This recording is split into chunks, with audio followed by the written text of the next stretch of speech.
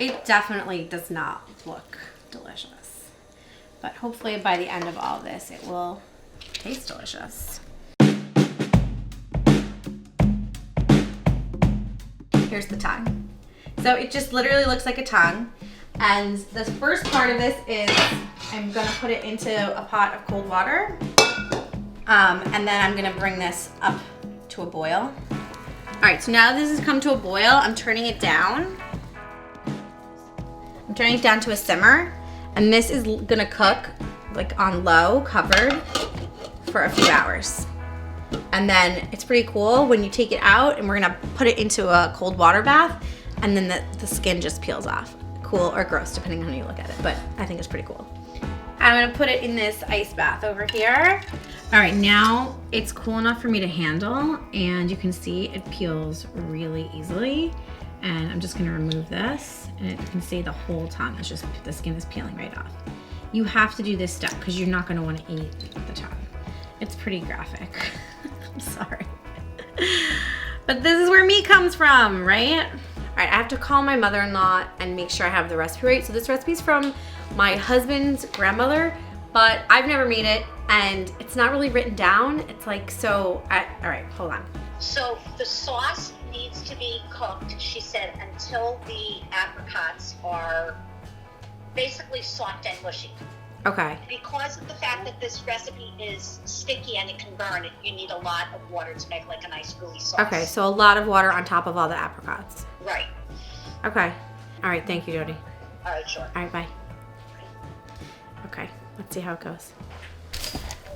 All right, so I'm adding like a bag of apricots into this pot. Added in a can of apricot and syrup in the can, and then I'm gonna add in a bunch of raisins per my mother-in-law's instructions. A bunch of raisins. So it looks like about a cup.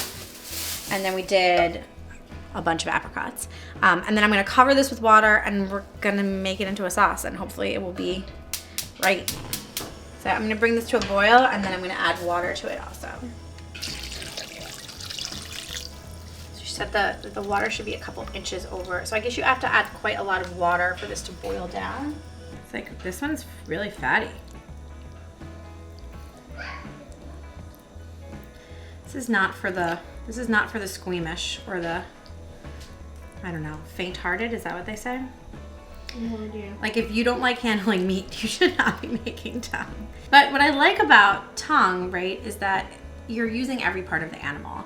And like that's totally the story of Jewish food. It's like we were poor in lots of different places and we had to use whatever was available to us, and cooking a tongue is part of it, and figuring out a way to make something that's otherwise kind of unappetizing delicious. So my instructions from my mother-in-law via Aunt Lori about this family recipe was to slice it into thin pieces, but not too thin, or they would dry out.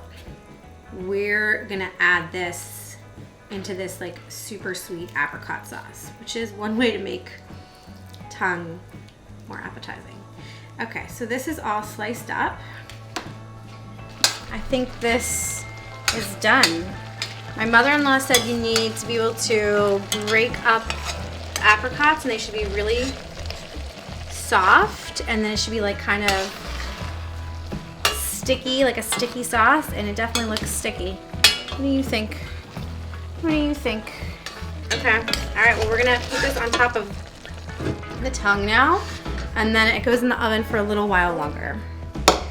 Kind of an involved recipe. Okay, so now all the sauce is on top of the tongue. It's gonna go back in at a low temperature, 300 degrees, and then it'll be ready to serve. Let's see how this is doing. Okay,